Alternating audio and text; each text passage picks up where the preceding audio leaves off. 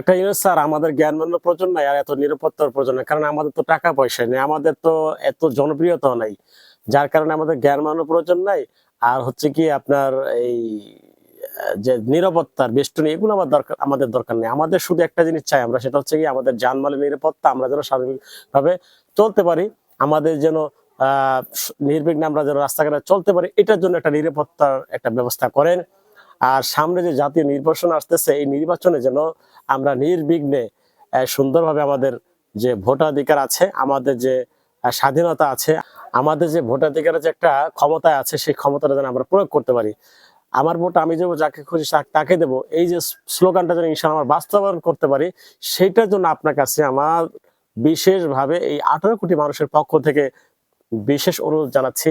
কারণ আমাদের তো এরকম ভয় নাই, আমাদের জানমালের মধ্যে টাকা পয়সা এরকম আল্লাহ আমাদেরকে দেন নাই যে আমাদের টাকা পয়সা সন্ত্রাসীরা ডাকাতরা লুটে নিয়ে যাবে, এরকম ভয় নাই।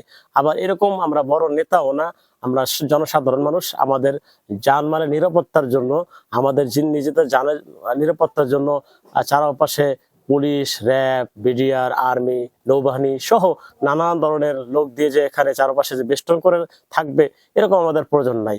তো এই জন্য আমরা আপনার কাছে অনুরোধ জানাচ্ছি, আমাদের যেন শুধু একটা 5টা বছর যেন একটা ভালো লোককে আমরা নির্বাচিত করতে পারি, সেরকম একটা লোককে যেন আমরা ভোট দিতে পারি।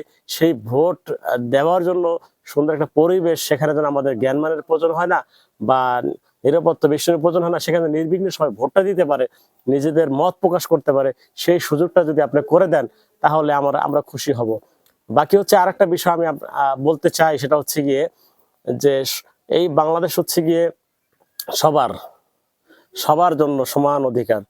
এখানে যদি বৈষম্য সৃষ্টি করা হয়, নেতারা সবাই সমান। আমি যদি আজকে নেতা হই, আমার যে নিরাপত্তা, আমিও প্রধানমন্ত্রী হওয়ার যোগ্যতা রাখি, যদি আমি মনে করেন সেই পর্যায়ে চলে যাই, আমি যদি রাজনীতি করি সেই পর্যায়ে, তাহলে আমারও কিন্তু নিরাপত্তা যেরকম, আবার মনে করেন বর্তমানে যারা আছে তাদের যে নিরাপত্তা দেওয়া হচ্ছে, এই নিরাপত্তার সিস্টেমটা কিন্তু তাদের একই সিস্টেম।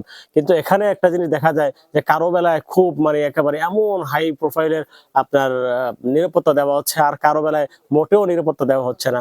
আমি তো মনে করি যে অন্যান্য যে সিস্টেমটা দেখতে পাচ্ছি, এই 55 বছরের সিস্টেম, যে কারোর জন্য খুব মানে একেবারে ভিআইপি প্রোটোকল, আর কারোর জন্য একেবারে শীতল মানে ইয়ারা।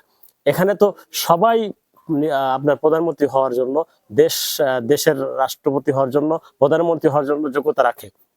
এখানে এই বৈষম্য সৃষ্টি কেন হচ্ছে?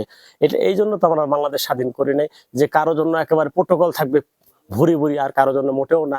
এই এখন খরাইতে মার্কে একটা প্রোটোকল দেওয়া হচ্ছে, যে যাদের জানের মালের একটা আশঙ্কা আছে, যাদের জানমালের ক্ষয়ক্ষতির আশঙ্কা আছে, তাদের জন্য তাও হতো না। এটা ওসমান হাদির যে তার শাহাদাত বরণ করছে, তার উপরে যে গুলি চালানো হয়েছে, তারপরে গিয়ে এই আইন করছেন যে যা কিছু কিছু লোকদের জন্য আপনি 20 জন না কতজনের জন্য জ্ঞানমান দিয়েছেন।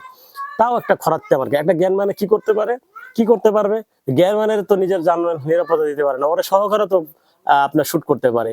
একজন জ্ঞান মানে কি করতে পারে? আপনি যাদেরকে গুরুত্ব মনে করেন যে এরা ভবিষ্যতে প্রধানমন্ত্রী হতে পারে, এই সমস্ত লোকদেরকে আপনি ওই প্রোটোকলটা সমানভাবে না দিলেও কিছু কম হলো এই প্রোটোকলটা দেওয়া দরকার আমি মনে করি। তবে আমি এটা বলতে চাচ্ছি যে আমাদের জ্ঞান মানের প্রয়োজন নেই, আমরা যারা জনগণ আছি আমাদের এরকম নিরাপত্তা বেশির দরকার নেই। আমাদের প্রয়োজন শুধু আমরা যেন নিরাপত্তা নির্বিঘ্নে যেন আমরা আমাদের যে ভোটাধিকার আছে, সেই ভোটাধিকার যেন আমরা প্রয়োগ করতে পারি, সেই জন্য আমরা আজকে জনগণের পক্ষ থেকে ভিডিওটা করলাম। আর সেই অনুরোধ রেখেই আজকে ভিডিও শেষ করছি। আসসালামু আলাইকুম রহমতুল্লাহ।